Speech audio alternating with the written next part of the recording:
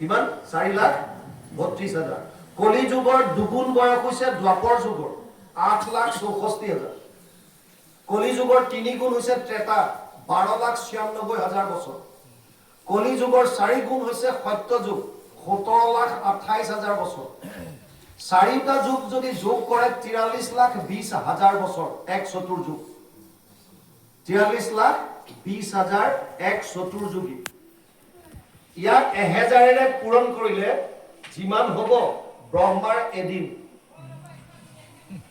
কিয় কৈছো বুজি লওক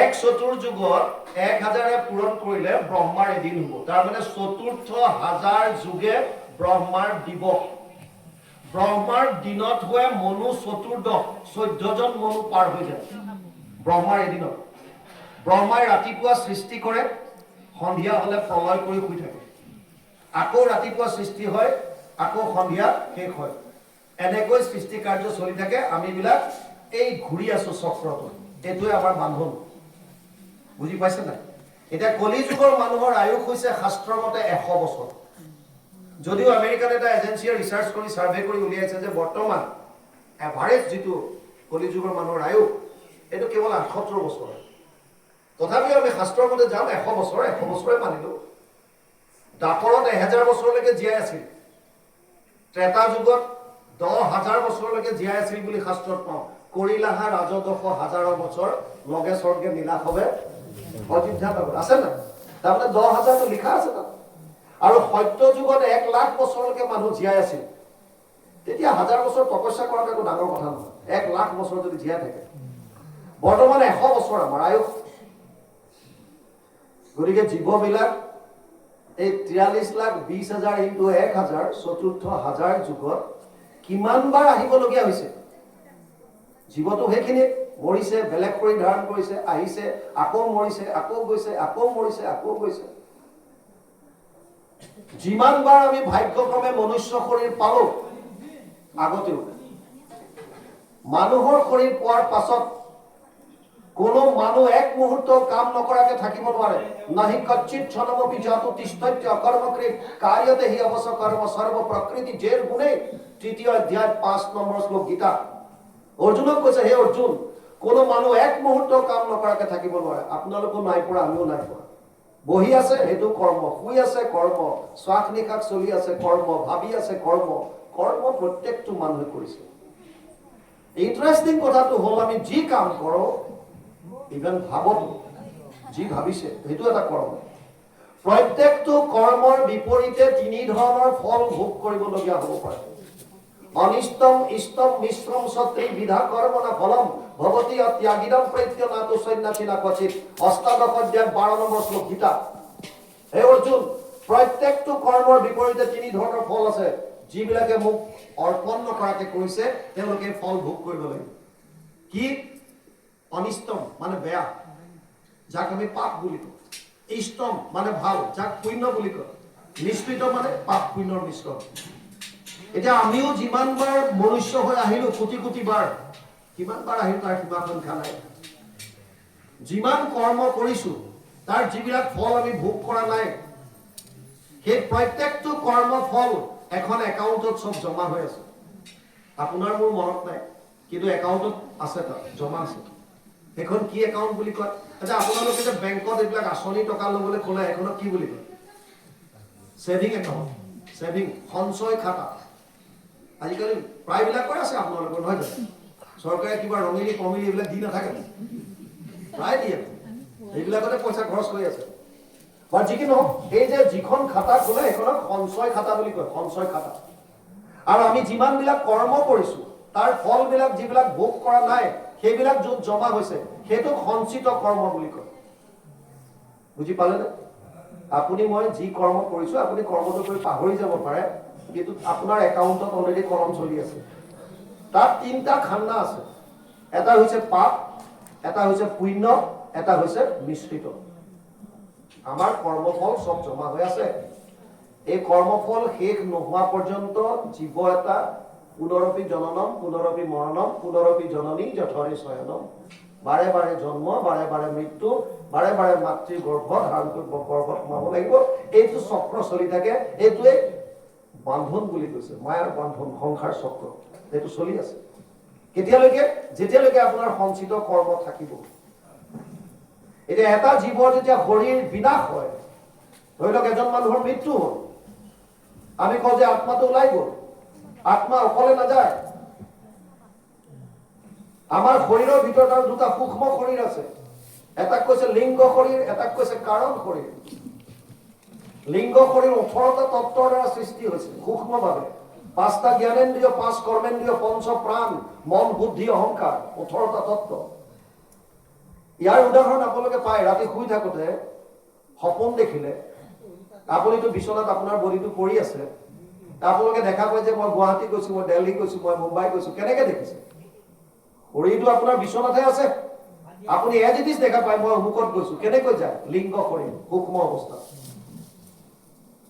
আৰু য'ত বাসনাবিলাক সোমাই থাকে, সাবকনচিয়াস মাইণ্ড, অৱচেতন মন, এই বাসনাযুক্ত যিটো শৰীৰ, সেইটো কাৰণ শৰীৰ বুলি কৈছে, কজেল বডি। বাসনা যেতিয়ালৈকে থাকিব তেতিয়ালৈকে আহি থাকিব লাগিব। এতিয়া আত্মা এটা যেতিয়া শৰীৰ এটা ত্যাগ কৰি ওলাই যায়, তেতিয়া এই লিংগ শৰীৰ আৰু কাৰণ শৰীৰক লগত লৈ যায়। সেইকাৰণে মন, বুদ্ধি, অহংকাৰ তাত যায়, সংস্কাৰবিলাক গুচি যায়। আৰু নেক্সট কি শৰীৰ ধাৰণ কৰিব, তাত কি ভোগ কৰিব, সেইটো শৰীৰ ধাৰণ কৰি তাত কিবা খাবলৈতো লাগিব না। তাৰ কাৰণে বেলেগৰ ফল খাব নোৱাৰে, নিজে জমা কৰা ফল খাব লাগিব। এই নিজে জমা কৰা সঞ্চিত কৰ্মৰ এটা অংশ দিয়া হয়। আৰু সেই অংশটোত যদি কেৱল পুণ্য আহিল, যিটো অংশ ভোগ কৰিবলৈ আনে তাৰ নাম হৈছে প্ৰাৰব্ধ। সেইটোকে প্ৰাৰব্ধ বুলি কয়, সেইটোকে ভাগ্য বুলি কয়। যিটো অংশ ভোগ কৰিবলৈ আনিছে সেই অংশটোক প্ৰাৰব্ধ বুলি কয়। যদি প্ৰাৰব্ধত কেৱল পুণ্য আহিল, তেতিয়া সেই জীৱটোৱে, সেই আত্মাটোৱে দেৱতা শৰীৰ লাভ কৰে, স্বৰ্গত থাকিব পাৰে। কেতিয়ালৈকে?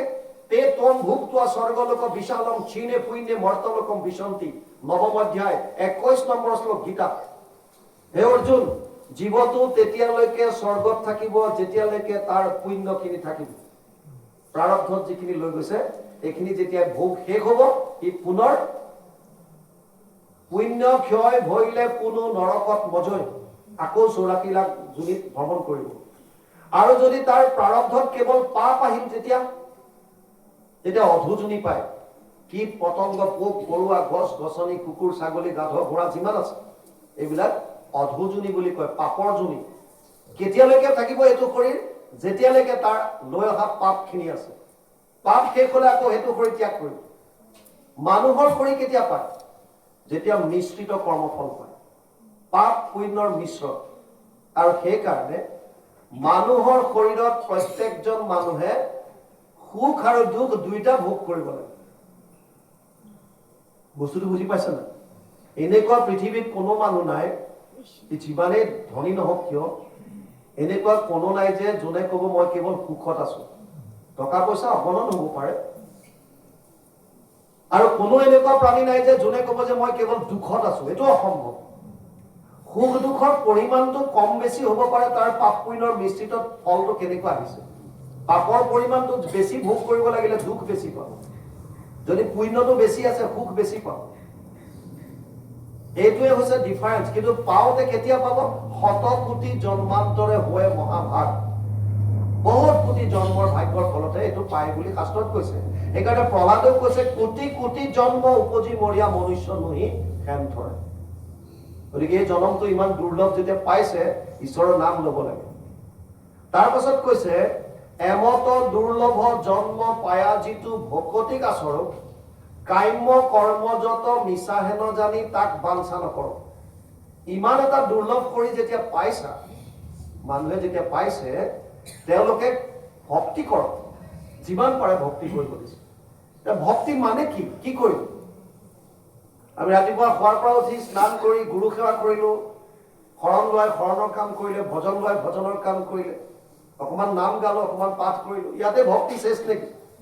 এইটো ভক্তিৰ এটা অংশ, মন শুদ্ধিকৰণৰ কাৰণে কৰিবলগীয়া কৰ্ম। গুৰু স্মৰণ কৰিলে, নাম গাইছে, পাঠ কৰিছে, এইখিনি প্ৰয়োজন। কিন্তু ভক্তি মানে কি?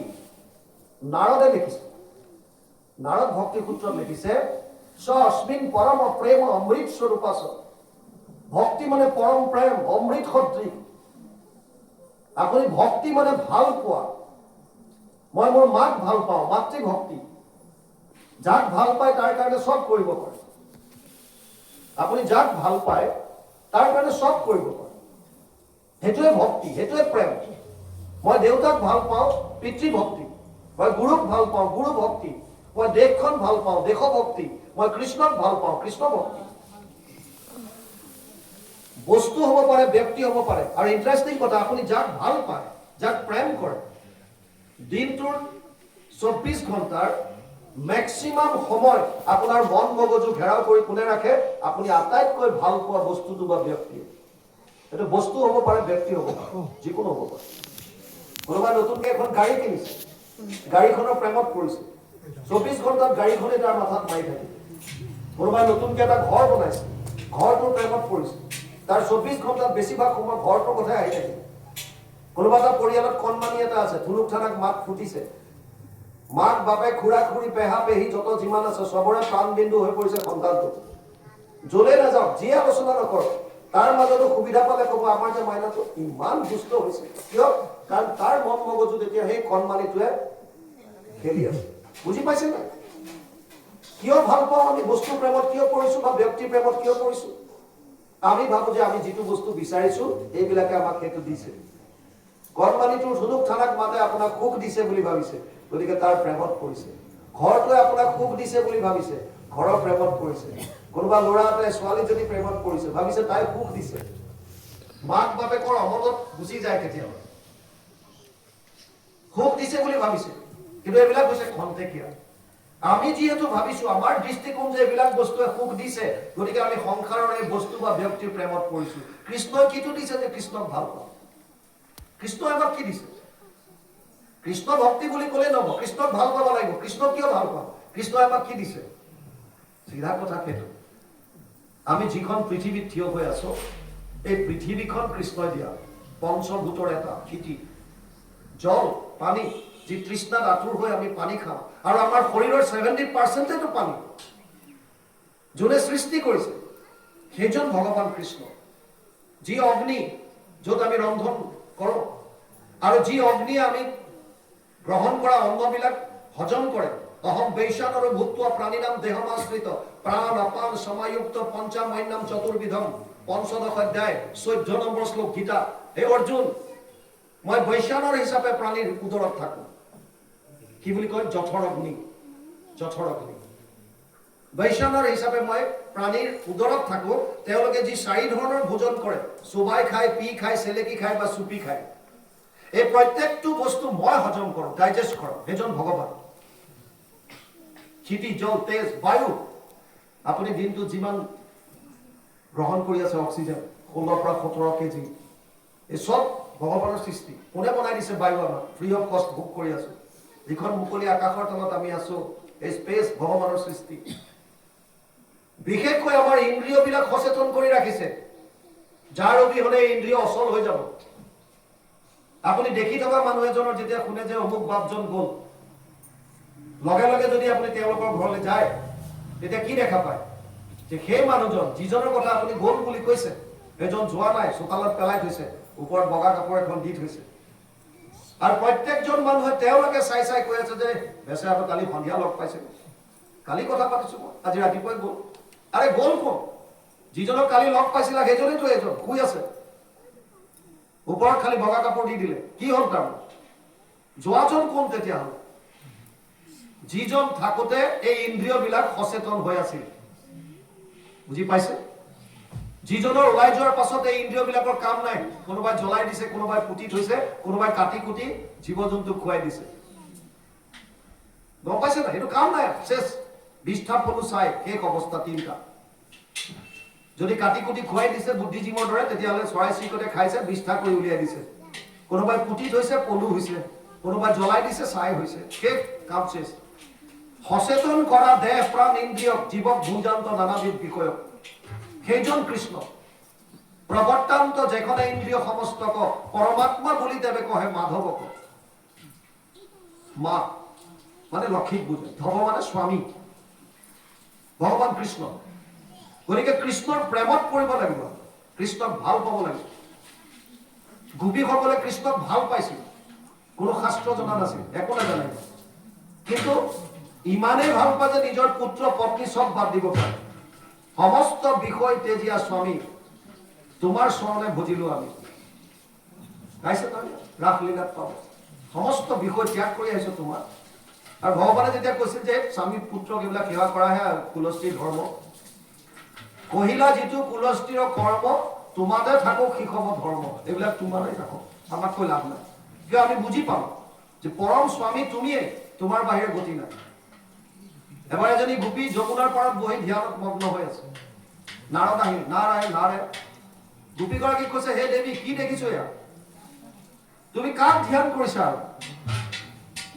যিজন কোটি কোটি ব্ৰহ্মাণ্ডৰ নায়ক তোমালোকৰ ইংগিতত নাচে মাখন খাবলৈ, আৰু সেইজন কৃষ্ণক এৰি থৈ আহি তুমি কাক ইয়াত ধ্যান কৰিছা? গোপীয়ে কৈছে, খবৰদাৰ এই তাৰ কথা মই ওচৰত নকৰিম। কাৰ কথা? কৃষ্ণ। কিয়? আৰে সি মোক শেষ কৰি দিছে, মোৰ গোটেই লাইফ বৰবাদ কৰি দিছে। কিয়? মই ঘৰত থাকিব নোৱাৰা হৈছো, অশান্তি। কিহৰ কাৰণে? এই কৃষ্ণ বোলাটোৰ কাৰণে। কি কৰে এনেকুৱা যে ৰাতিপুৱা মই যেতিয়া গাখীৰ খীৰাওঁ, ই আহি মুখখন মেলি পেলাই কয় যে দেৱী মোক ঘৰত মায়ে গাখীৰ দিয়া নাই, তুমি মোক অলপ গাখীৰ দিয়া। আৰু মই ডাইৰেক্ট গৰু ভৰা পতাৰত মই গাখীৰ দি থাকো। আৰু শাহুমা আহি পেলাই কয়, মৰতি কি কৰিছ তই, গাখীৰ যে চব মাটিত পেলালি। মই যেতিয়া ঘূৰি চাওঁ যে কৃষ্ণ বোলাটো নাই, তাত নাই, মই এনেই দি আছো তাৰ মুখত গাখীৰ বহাই থওঁ চৌকাত। আৰু ই আহি পেলাই মোৰ লগত ইটো লাগে সিটো লাগে সিটো লাগে, মই তাক লৈ ব্যস্ত হওঁ। শাহুমাই আহি পেলাই কয়, যে কি কৰিছ, গাখীৰ চব উতলি পৰিল। মই বোলো নহয়, এই কৃষ্ণ বুলি চাওঁ যে কৃষ্ণ নাই। ই মোক গোটেই চেছ কৰি দিছে ঘৰত। গতিকে এতিয়া মই ধ্যানত আছো যে একমাত্ৰ এই কৃষ্ণ বোলাটোক হৃদয়ৰ পৰা কেনেকে উলিয়াব পাৰো। নাৰদে কৈছে, ধন্য হে দেৱী, যিজনক হৃদয়ত পাবৰ কাৰণে হাজাৰ হাজাৰ বছৰ তপস্যা কৰি আছে ঋষিমুনিয়ে, সেইজন ভগৱান কৃষ্ণক তুমি হৃদয়ৰ পৰা উলিয়াব বিচাৰিছা। ধন্য তুমি, একো বুজি নাপায়। নালাগে ভক্তিত দেৱ নিজ ঋষি হইবে, নালাগে সমৃদ্ধ শাস্ত্ৰ বিস্তৰ জানিবে, একো নাজানিলেও হ'ব। ভাল পাবলৈ কি কওঁ, কাক ভাল পাব? ইণ্টাৰেষ্ট আহিবলৈ কাক ভাল পাব? এতিয়াতো গোপীসকলে কৃষ্ণক পাইছিল ঘৰতে, আপুনি মই কাক ভাল পাওঁ? এতিয়া গুৰুজনাৰ তত্ত্বত সোমাও। সমস্ত ভূতত ব্যাপী আছো মই হৰি, সবাকো মানিবা তুমি বিষ্ণু বুদ্ধি কৰি। যত যিমান প্ৰাণী আছে, যত দেখা যত শুনা ভূত ভবিষ্যৎ স্থাৱৰ জংগময় তো সমস্তে জগৎ কৃষ্ণ ব্যতিৰেকে একো বস্তু নাহি জানা, সমস্তে জগৎ কৃষ্ণ হেন